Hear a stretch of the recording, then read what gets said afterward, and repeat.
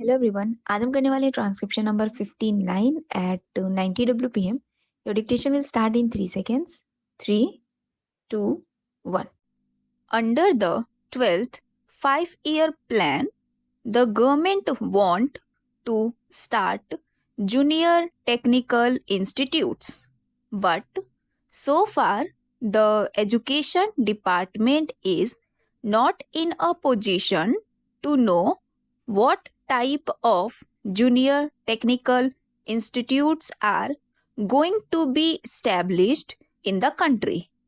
Every time we ask the education department to furnish us with details of their schemes, the reply we get from the education ministry is that some officer of the department has been sent abroad to study this question, and only when he returns from abroad will they be able to finalize the thing. An officer of the education department has been sent to study these institutions in France. But the reply that the education ministry has given is that he could not study the entire scheme and he wants some other officer to be deputed to study. As I said before, under the 12th 5-year plan, we are to start junior technical institutes, but so far the education department is not in a position to give even the correct information to those private agencies which are there ready to start these schools. Therefore, I request the education department not to slip over things but to take very active steps in collecting the necessary information and in helping the private agencies who want to start these institutes in this country. I know my people are suffering because they have been given a very defective type of education. Today, we have to depend upon the reservations.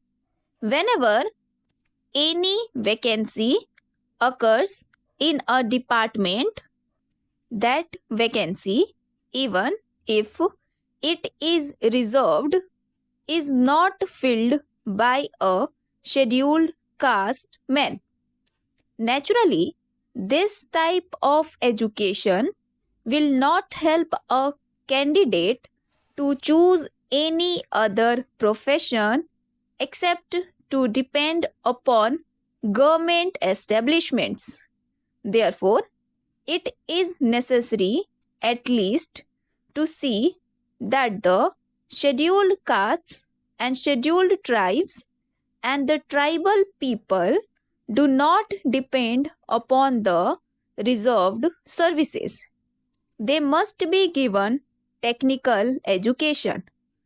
For that, the education department will have to spend enormous money.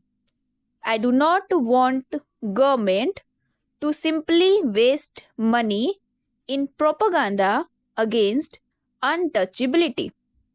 This is a real step which would definitely improve the conditions and make the scheduled castes to be independent, that is, without being dependent upon government services.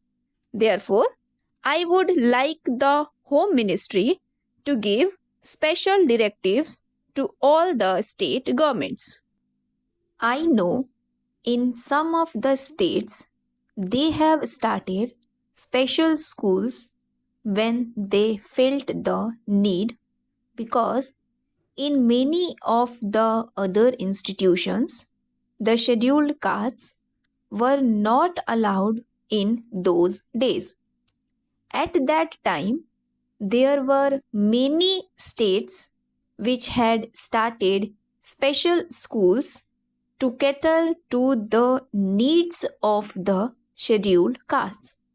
Now, when the government is not able to give the reserved vacancies to them, it is very necessary that these technical schools should be started so that the scheduled castes can be made independent and can prosper in this country.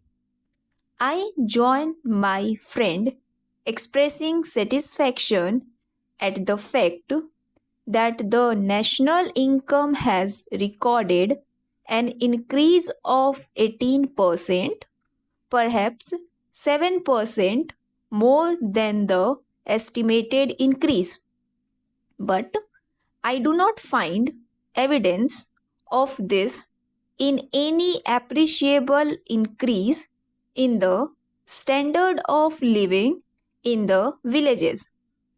I should like to know from the finance minister if this increase in national income is reflected in the general living of the people. Have they tried to find it out either by any sample survey or by any other method? We should know whether the benefit has reached the common man. As far as I am concerned, my own experience is that unemployment in the rural areas continues to be as high as it was before, if it has not recorded any increase.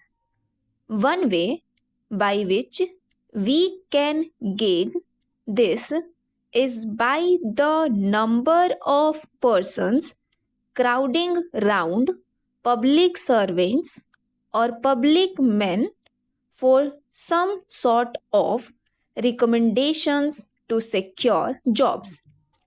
In urban areas, the extent of unemployment is judged by the registrations in the unemployment exchanges.